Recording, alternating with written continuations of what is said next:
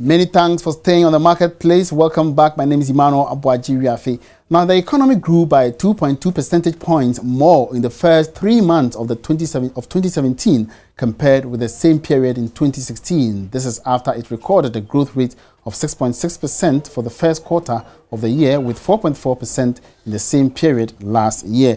This is according to the latest GDP figures announced by the Statistical Service. Speaking with Joy Business, Deputy Government Statistician Anthony Amuzu noted the development indicates an expansion of the Ghanaian economy. Saying is that for the first quarter of 2017, GDP at current prices was estimated at 44,731.8 million Ghana cedis. And the corresponding value recorded for the first quarter of 2016 was 36,452.2 million Ghana cedis. In constant terms, the quarter 1 2017 GDP was estimated at 8,557.8 million Ghana cedis. And for the first quarter of 2016, this was estimated at 8,028.4 million Ghana cedis. Now, the year-on-year quarterly GDP growth rate for quarter 1 of 2017 was 6.6%. compared to the 4.4% that was recorded for quarter 1 of 2016. And now the quarter-on-quarter GDP growth rate, seasonally adjusted for quarter 4 of 2016, for quarter 1 of 2016 was 1.5% over the quarter 4 of 2016. Now the rate for that fourth quarter was for 2016 was 1.1%. Now, monetary terms, can you help us with the first quarter of 2017 estimate?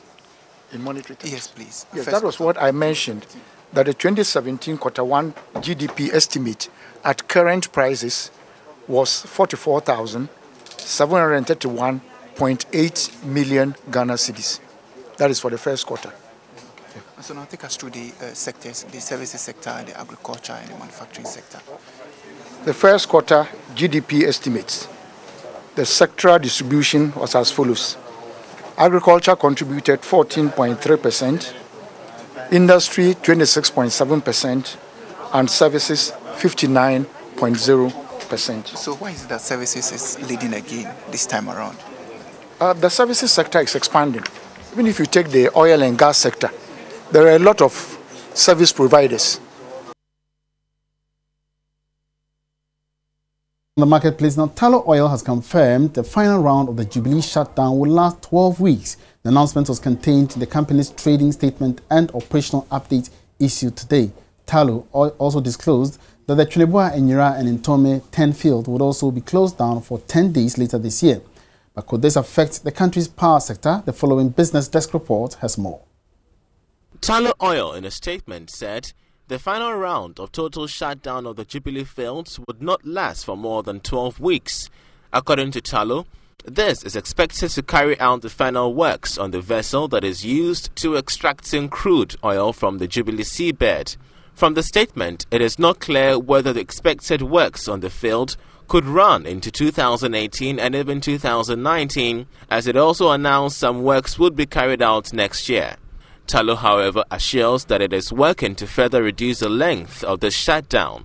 But just when we thought that everything was okay at the 10 fields, Tullow, in the trading statement, also announced that production in the 10 area would shut down for 10 days. Gas from the 10 and Jubilee field has been main source of gas supply for the power generation in the country. So with this announcement, it is not clear whether the country may face some challenges with power generation.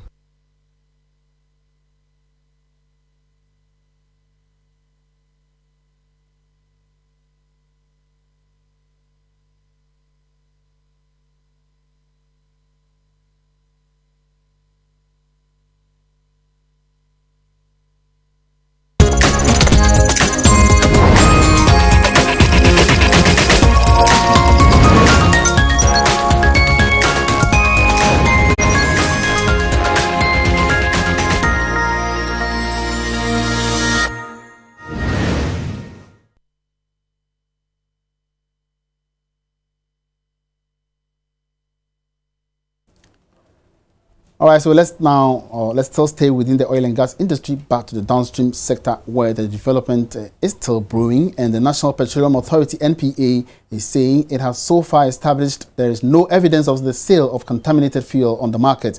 According to a release by the NPA, BOST had at their premises 5 million litres of an off-spec product.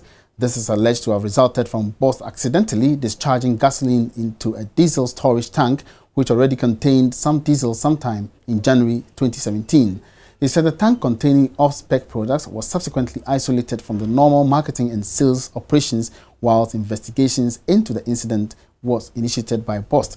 The NPA says so far the quantity of the off-spec products evacuated from the BOST depot is 471,000 litres, while dispatching several field officers combing fuel stations in a push to be thoroughly satisfied that fuel brought is sold safe to consumers. Now, the Institute of Energy Security (IES) is raising several objections to the NPA release. We are now joined on the line by the Principal Research Officer of the IES, Richmond Roxon, to clarify their position. Now, Richmond, you're welcome. Now, thank you. The NPA has noted that Movipina Energy and Zoop Oil are not licensed to undertake any commercial activity in the downstream sector. Now, before you even answer your question, the first question, how do you react to this? Good afternoon to your viewers. The NPA statement vindicates the Institute's position that those two companies do not or did not even have the license to operate in the downstream industry. For us, that is not the end, because the company was not even incorporated at the time when it was. And we know for a fact that the first trading activity the company had with BOST was on the 12th of May 2016, and not even 19th. So the 19th letter written by the company was a subsequent letter that was written. The NPA statement also indicates the Institute, because the PRO for BOST missed or being put it out clearly that only 100,000 litres had been loaded, when we challenged her that could not be the figure, because on the 20th, 21st, 471,000 litres were loaded. But on the 23rd of June, 380,000, which was loaded, was halted by the NPA, because we had given information to the NPA that this was what was happening. So we are happy the NPA is conducting an investigation. Preliminary, at least it has vindicated our position. But in their own statements, we are a bit worried, because the NPA says that when they went to the premises of Zoop Oil, their checks, they found the oil there, but they are yet to test the oil to ascertain whether it is the same off-spec product BOST. They are yet to ascertain the quantity of oil that is there. If you are yet to ascertain the quantity of oil that is there, how do you make a categorical statement saying that none of the off-spec products are on the market? Because if you haven't done the checks, how do you come up with such conclusion? That is where we are concerned, because we don't think that you should come out that way when you haven't done the checks. Because if you go to the field and you do your checks and you eventually you realize that the fuel there is not up to what was loaded, are you going to do a U-turn to tell the people of Ghana, or you're going to protect yourself by saying this is what you put out, so you have to maintain your position? Now, Richmond, we have copies of some documentation by way of way bills that were issued by BOST, indicating that several amounts of the fuel, the products, the off-spec products, have found its way into the storage tanks of Movipina as well as Zoop Oil. Now, have you, by your checks, confirmed that this particular product is out there on the market in various pump stations? Yes, in fact, as we mentioned last week, and as we've been mentioning, we knew from the beginning that it wasn't accurate that only 100,000 had gone out. We knew more than 100,000 had gone out. We knew about 800,000 had gone out. So we were surprised that BOST came out to say it was 100,000. And we know that some of these might have ended up at storage facilities of other OMCs. That is how come we are waiting patiently for the NPA to bring their report. As the NPA boss said, that by close of day or by tomorrow, they're going to bring their report. So we find it intriguing, again, that they had to make a categorical statement, because from our checks, we can see, just like ASEP also did, that we are more than certain that some of the fuel should be on the market. Now, if indeed the MPA says Movimpina and Zoop Oil have not been certified, what should be the instant or the prompt action to this particular, issue? The first thing that we called for was the sanctioning of the MD and management. First of all, the MD at Bost is new. He's been there for about 6 months. But for us, we think that he should sanction his officials who might have misled him. Emphasis on might. The Director of Finance, the Director of Audit, and also the PRO. And we think government of Ghana must sanction the Bost MD himself, because this issue is uncalled for. We don't think that Bost as a company should be this careless, because they should have done their due diligence. The basic documents a company like that should have asked for was the incorporation document of a company, their clearance, check their capacity, their financial muscle, and we are surprised they didn't do it. If MPA is going to sanction these two companies because they weren't registered, we expect that the same measure will be meted out to the management of Bost, including the officers who engage in this. That is what we are expecting, and for us, we are not expecting anything else. Now, do you in any way find it interesting the fact that the Bost manager is still being adamant to his position that no contaminated fuel had been sent out of the depots, even though some checks reveal this actually happened? For me, honestly, whatever the company puts out, it's difficult for me to believe, because if a company with all the evidence we had could overwhelmingly come out to tell the people of Ghana that only 100,000 had gone out, that only they sold it at a price of 1 cedi 30 pesos, when their own letters showed that they sold it for 1 cedi. I don't know how the level of credibility and the level of integrity this company has again. So I am not surprised that he will be adamant.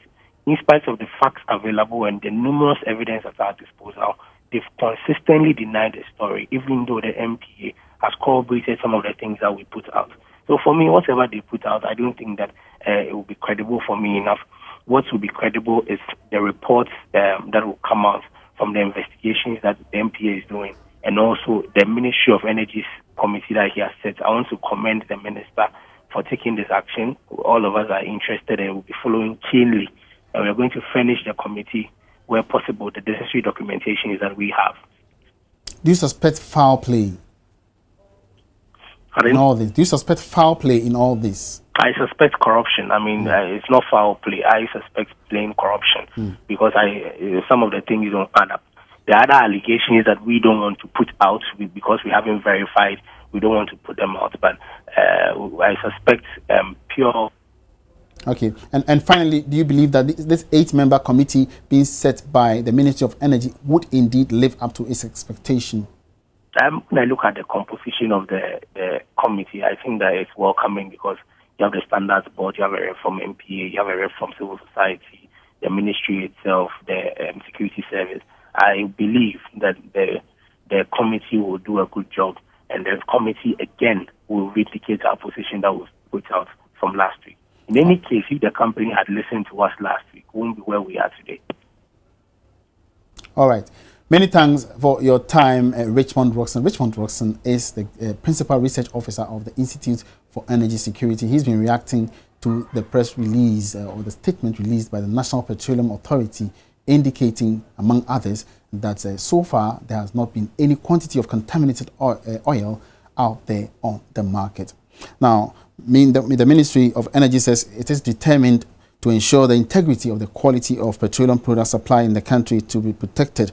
Now, the ministry said it is in the process of setting up an 8-member investigative committee into the matter to, among others, determine the circumstances that created the off-spec product, review the procedures undertaken by Bost to evacuate the products, and ascertain the quality and remaining quantity of the product. We'll keep you updated as the developments continue to unfold. It's now time to take a look at our international trade segment. And the World Trade Organization, WTO, is advising developing countries to endeavor to add value to their primary exports in order to enhance the gains from international trade activities.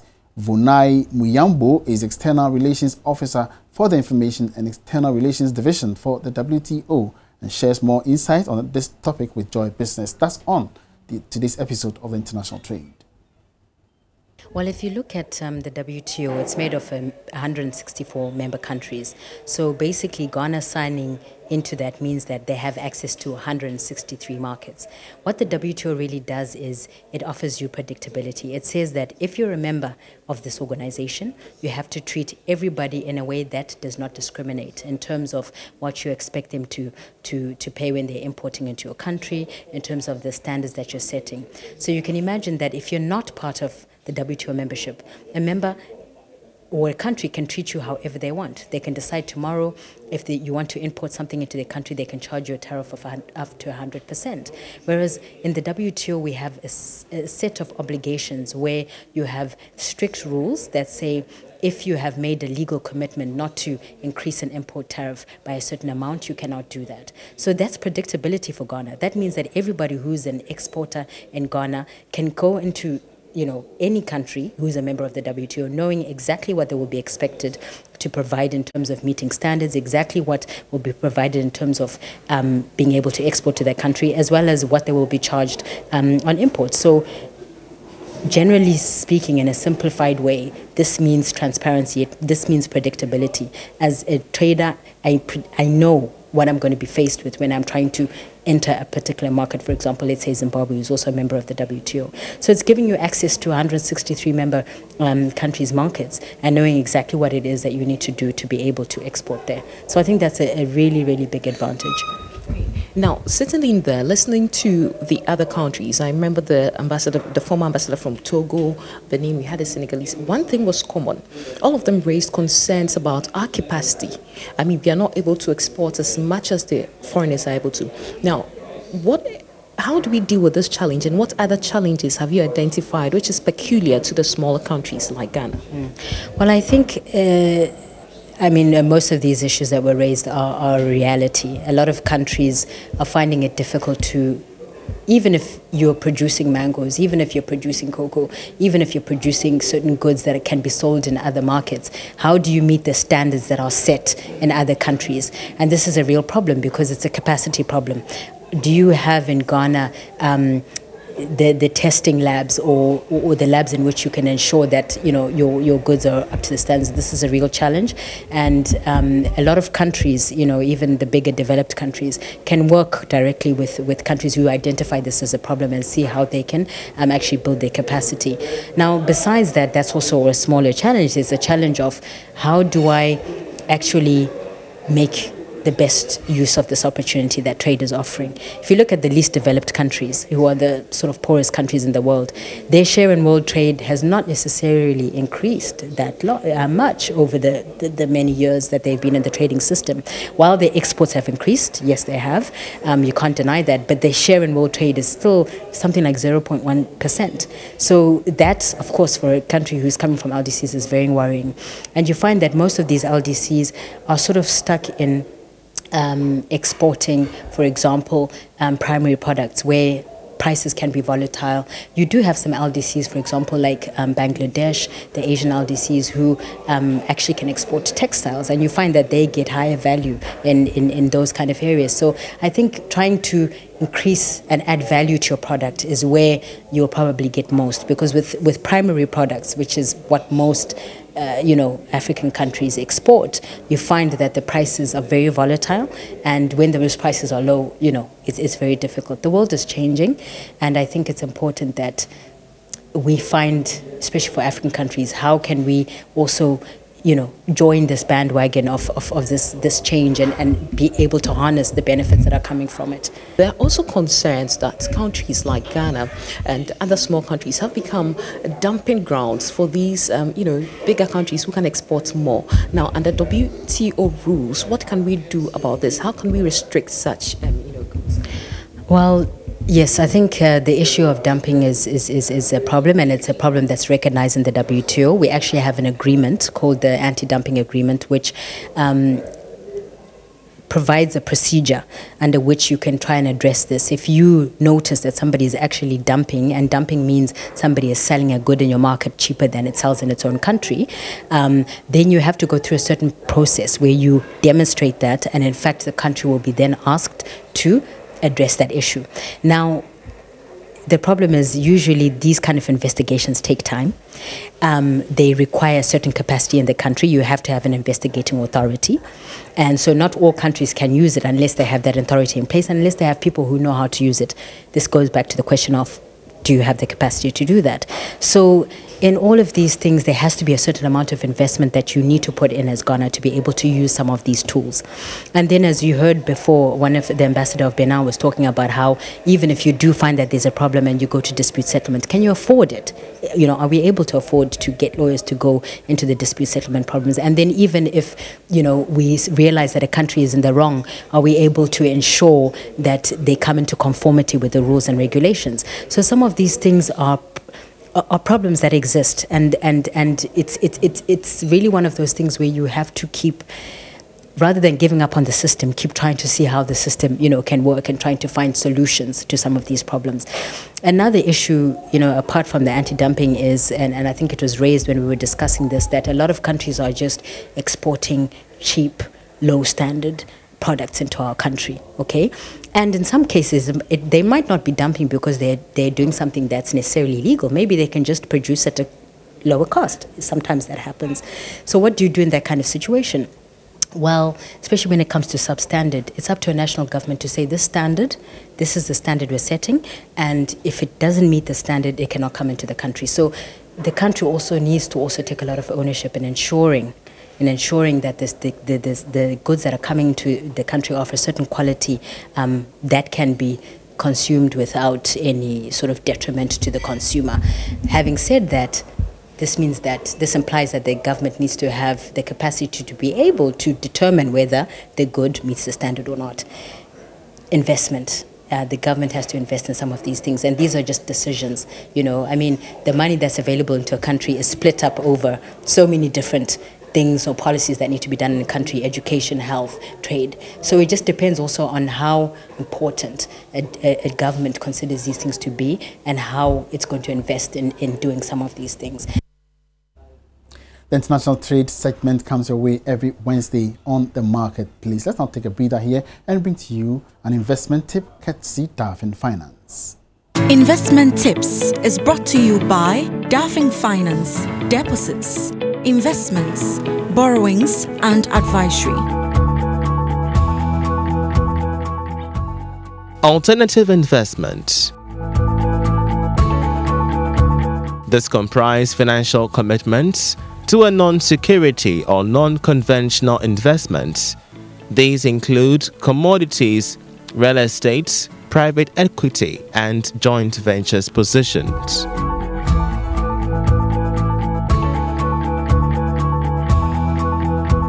Investment Tips was brought to you by Daffin Finance, deposits, investments, borrowings and advisory.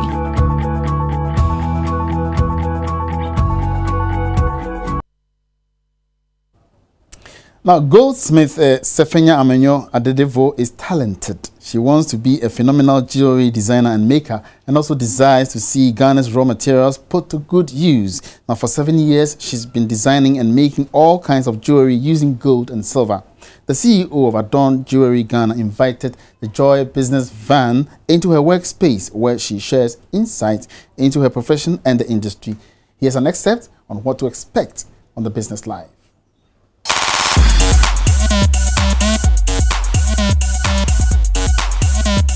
For Sefenya Amenyo Adedevo, goldsmithing is not just a craft, it's a way of life. I got interested in jewelry making when I went to Tech.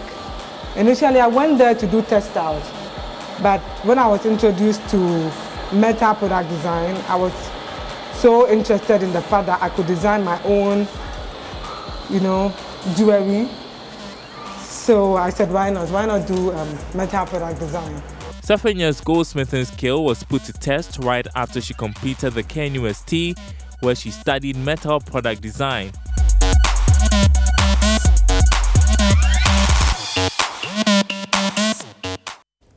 For the full story, catch the Joy Business Van later in the evening on the Business Live program. My name is Emmanuel Abuaji. This is where we draw the curtains down on the marketplace for today. Have a good afternoon.